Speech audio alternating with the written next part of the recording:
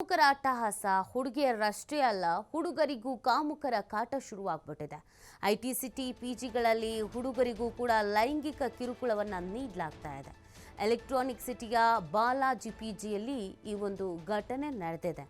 ಅಭಯ್ ಕುಮಾರ್ ಮೇಲೆ ಲೈಂಗಿಕ ದೌರ್ಜನ್ಯವನ್ನ ಮಾಡಲಾಗಿದೆ ಅನ್ನುವಂಥ ಆರೋಪ. ಮಲಗಿದ್ದಾಗ ಲೈಂಗಿಕ ದೌರ್ಜನ್ಯ ನಡೆದಿದೆ ಅಂತ ದೂರನ್ನು ನೀಡಲಾಗಿದೆ. ಬಾಗಿಲು ಲಾಕ್ ಆದರೂ ಕಿಟಕಿ ಸ್ಕ್ರೂ ತೆಗೆದು ಬರುವಂಥ ಕಾಮುಕರು ಎಲೆಕ್ಟ್ರಾನಿಕ್ ಸಿಟಿ ಪೊಲೀಸ್ ಠಾಣೆಯಲ್ಲಿ ಪ್ರಕರಣ ದಾಖಲಿಸಲಾಗಿದೆ. ಇದಕ್ಕೆ ಸಂಬಂಧಪಟ್ಟಂತೆ ಪ್ರಕರಣ ದಾಖಲಾಗಿದೆ. ಈಗ ತನಿಖೆಯನ್ನು ನಡೆಸಲಾಗ್ತಾ ಇದೆ. ತನಿಖೆಯ ಸಂದರ್ಭದಲ್ಲಿ ಯಾರು ಈ ಥರ ಮಾಡ್ತಾ ಇದ್ದಾರೆ, ಏನು ಎತ್ತ ಅನ್ನೋದು ಮಾಹಿತಿ ಸಿಗುತ್ತೆ. ನೋಡಿ, ಬೆಂಗಳೂರು ಮಹಿಳೆಯರಿಗೆ ಸೇಫ್ ಅಲ್ವಾ ಅಂತ ಯಾವಾಗಲೂ ನಾವು ಪ್ರಶ್ನೆ ಮಾಡ್ತಾ ಇದ್ವು.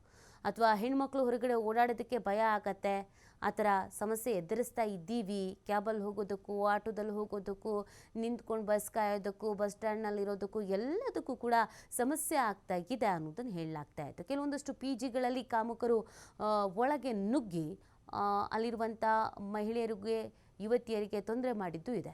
ಆದರೆ ಇದು ಡಿಫ್ರೆಂಟ್ ಕೇಸ್, ಆಶ್ಚರ್ಯ ಮತ್ತು ಆಘಾತಕಾರಿಯಾಗಿರೋದು. ಹುಡುಗರಿಗೂ ಕೂಡ ಅದೇ ಥರ ಲೈಂಗಿಕ ದೌರ್ಜನ್ಯ ಅನ್ನೋದು ಆಗ್ತಾ ಇದೆ ನಮ್ಮ ರಾಜಧಾನಿಯಲ್ಲಿ ಅಂತ.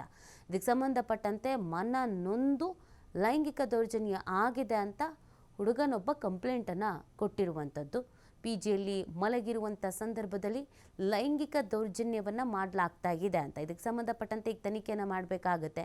ಯಾವ ಪಿ ಜಿ, ಏನು ಕತೆ, ಅಲ್ಲಿ ಯಾವ ಥರದ ವಾತಾವರಣ ಆಗಿದೆ, ಯಾಕೆ ಈ ಥರ ಟಾರ್ಚರ್ ಮಾಡ್ತಾ ಇದ್ದಾರೆ, ಸೆಕ್ಯೂರಿಟಿ ಅನ್ನೋದು ಇಲ್ವಾ, ಈಗ CCTV ಎಲ್ಲ ಚೆಕ್ ಮಾಡ್ತಾರೆ, ಯಾರು ಈ ಥರ ಸಮಸ್ಯೆಯನ್ನು ಮಾಡ್ತಾ ಇದ್ದಾರೆ, ಯಾವ ಕಾರಣಕ್ಕೆ, ಯಾವ ಉದ್ದೇಶಕ್ಕೆ, ಎಲ್ಲವೂ ಕೂಡ ತನಿಖೆಯ ಸಂದರ್ಭದಲ್ಲಿ ಗೊತ್ತಾಗಲಿದೆ.